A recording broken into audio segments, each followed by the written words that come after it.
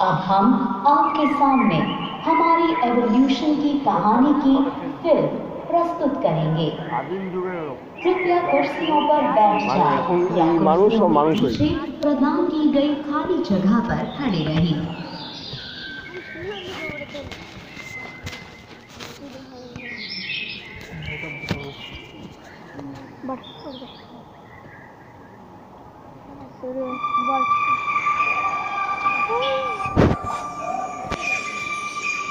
मानव जाति हमेशा अपने बारे में सवाल करती रही है। यही हमें अद्वितीय बनाता है। पिछले 150 सालों में हमने जाना कि हमारे अस्तित्व के राज हमारे पैरों तले हैं। जमीन में दफन, आदिम उपकरणों और जीवाश्म हड्डियों में। हमें ऐसे सुराग सबसे ज्यादा अफ्रीका से मिलते हैं।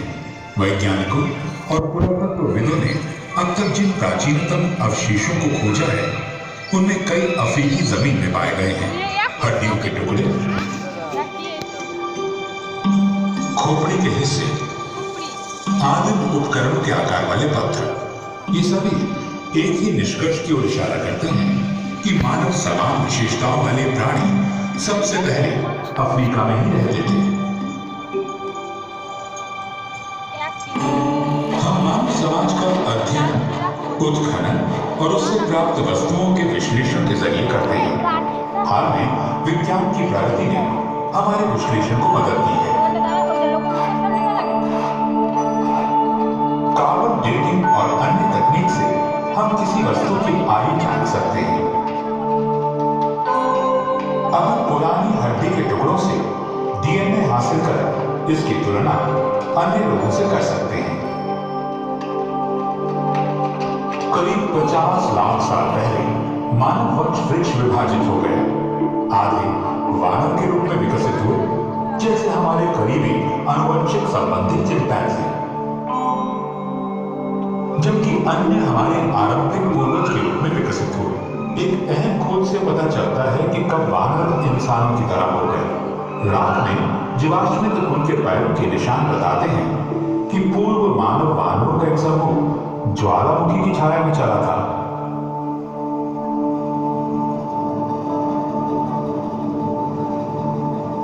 वो भी 2 पैरों पर।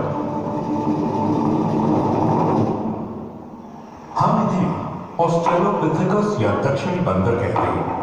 हम नहीं जानते कि ये 2 पैरों पे कैसे चलने लगे। कुछ वैज्ञानिकों का मानना है कि उन्होंने सीधा उड़ना तब सीखा जब जलवायु बदलने लगी और खुले मैदानों ने जंगलों की जगह ली।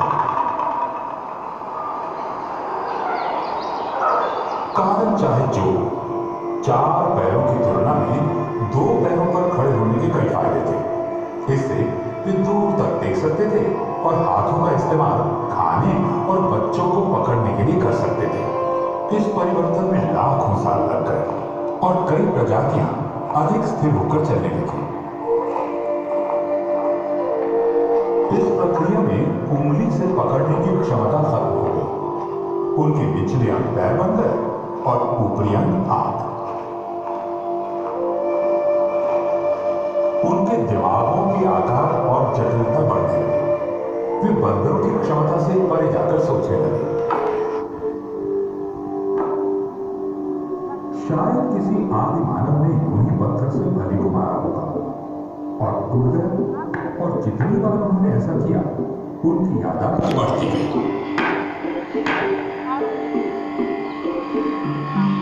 कुछ समय बाद उन्होंने पत्थरों को ही तोड़ना शुरू किया और उन्हें नुकीला बनाया, ताकि उनका इस्तेमाल फली तोड़ने के साथ साथ मांस काटने में भी हो सके।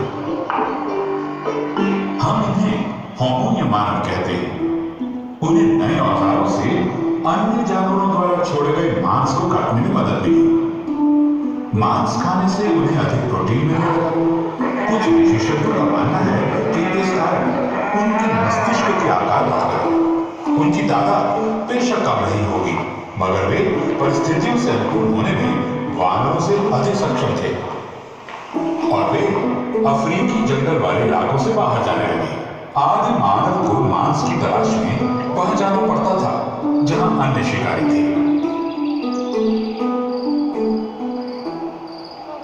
20 लाख साल पहले होमो की एक नई प्रजाति उभरने लगी। होमो इरेक्टस सीधे खड़े होकर दूर तक चल सकते थे और इस प्रकार खतरों से भी बच सकते थे।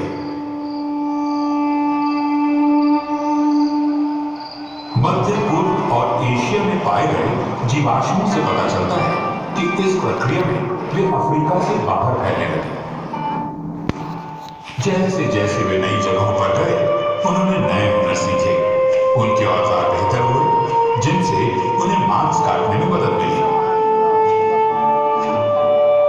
अधिक धूप वाले खुले वातावरण में उनके बाल कम घने होने लगे। शिकार तक तुरंत पहुंचने के लिए उन्होंने दौड़ना सीख लिया। शरीर को ठंडा रखने के लिए उन्हें पसीने आने लगे, क्योंकि उनमें अन्य जानवरों की तुलना में ज्यादा ग्रंथियां थी।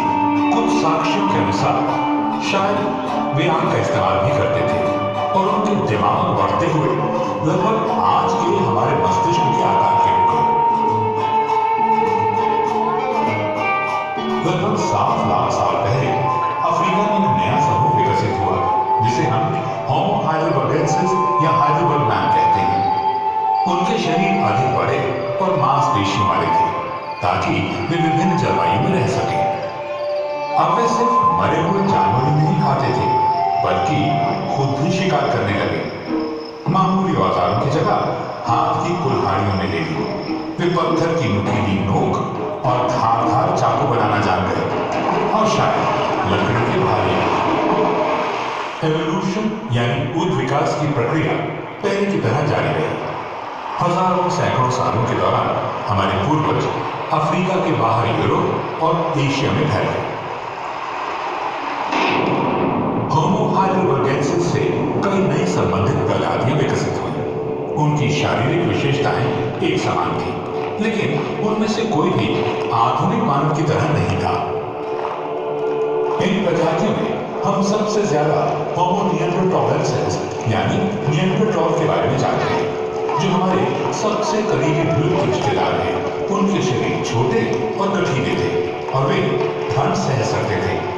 उनके कंधे चौड़े, हाथ छोटे और नाक काफी बड़े थे। वे आधे पोशाक पहनते थे। वे पहले से बेहतर औजारों का इस्तेमाल करते थे और पत्थर काटने से पहले औजार का आकार तय कर लेते थे। वे शायद किसी आदिम भाषा में बातचीत करते थे। और सबसे महत्वपूर्ण बात यह कि उन्होंने आग जलाना और उसका इस्तेमाल करना सीख लिया था। हमारे पास निएंडरथॉल के समय के पुरातत्व प्रमाण ज्यादा है। निएंडरथॉल की जीवाश्मिक हड्डियों के फ्रैक्चर और जख्मों से हमें पता चलता है कि इनके जीवन मुश्किल भरे थे। लेकिन ऐसे भी उदाहरण हैं जिनसे पता चलता है कि उनकी उम्र लंबी भी हुआ करती थी। निएंडरथॉल और उनसे संबंधित प्रजातियों का लाखों साल तक अफ्रीका के बाहर दबदबा था। वे यूरोप से इंडोनेशिया तक अलग अलग वातावरण को सहते हुए सफलतापूर्वक रह सकते थे। लगभग 7,000 साल पहले अफ्रीका में विकसित एक नई प्रजाति बाहर फैलने लगी। ये पहले आधुनिक मानव थे, जिन्हें हम होमो सैपियंस कहते हैं। कुछ समय तक ये विभिन्न प्रजातियां साथ साथ रही। हमारे पास साक्ष्य हैं कि वे संकरित थे और विचारों का आदान प्रदान करते थे, जैसे गहने बनाने और इन्हें पहनने के तरीकों के बारे में। उन्होंने पोशाक के लिए जानवरों की खाल का इस्तेमाल किया होगा। फिर निएंडरथॉल लुप्त होने लगे, शायद इसलिए क्योंकि उनके मांसपेशियों वाले शरीरों को जरूरत पड़ती थी अधिक भोजन की। आधुनिक मनुष्य लंबे लेकिन कम वजन के थे। उनके बच्चे देर से व्यस्त होते थे, इससे उन्हें विकसित होने और सीखने के लिए ज्यादा समय मिलता था। उनमें चिंतन की क्षमता आ गई थी। वे निएंडरथॉल की तुलना में बेहतर तरीके से शिकार और भोजन इकट्ठा कर सकते थे। उन्होंने हैंडल युक्त औजार, बेहतर भाले, छेद वाली सुई, हापुन और गहने बनाए। वे ठंडे मौसम में अनुकूल कपड़े पहनने लगे और पहली बार जूते का इस्तेमाल भी किया। उन्होंने प्रजनन के प्रतीक में महिलाओं की मूर्तियों की नक्काशी की, गुफाओं में चित्र बनाए और हाथी के दांतों या चिड़ियों की हड्डियों से बांसुरी बनाई। उन्होंने आग का अधिकतम प्रयोग और नियंत्रण करना सीखा। आदिम चूहों के पुरातात्विक खोजों से हमें पता चलता है कि वे पारिवारिक समूहों में रहते थे। आग हर समय मौजूद रहती थी, उन्हें उससे गर्मी और रोशनी मिलती थी और जंगली जानवरों से बचाव भी होता था। उन्होंने ऐसी स्थितियां बनाई ताकि वे अपनी दुनिया के बारे में ज्यादा जान सकें। जीवन के बाद क्या होता है, ये होमो सैपियंस के लिए एक बड़ा सवाल था। 1,00,000 साल पहले मध्य पूर्व में साफ सफाई के लिए मरे हुए लोगों को दफनाया जाता था। हो सकता है अन्य क्षेत्रों में मुर्दों को जलाया जाता होगा, जिस कारण पुरातत्वविदों के पास इसके कोई सबूत नहीं है। तकरीबन 40,000 साल पहले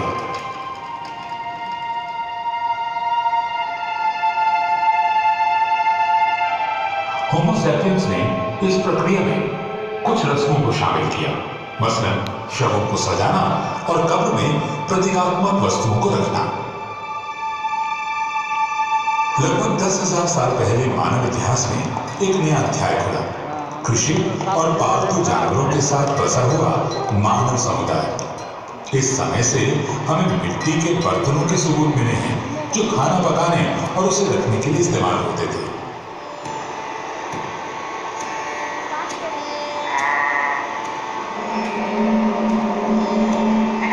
बिल्कुल वैसे ही हमें सबूत मिले बुनी हुई टोकरियों के।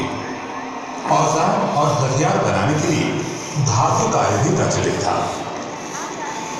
मानव अपने अस्तित्व के सवालों का जवाब ढूंढने के लिए चित्रों, गीत संगीत और लिखित शब्दों के प्राचीन रूपों का इस्तेमाल करता था। शिकारी गांवों में बसने लगे और वे गांव मानव संस्कृति के उद्गम स्थल बन गए।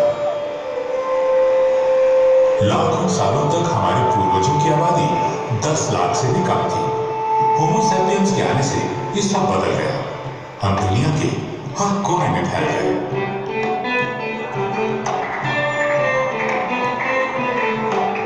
जैसे जैसे मानव आबादी बढ़ती और फैलती गई, स्थानीय समूह विकसित हुए और जैविक विविधता बढ़ी।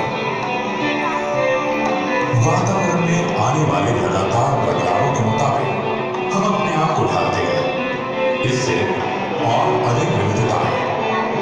यह प्रक्रिया जारी है। मानव जाति निरंतर बदलाव की राह पर बढ़ रही है।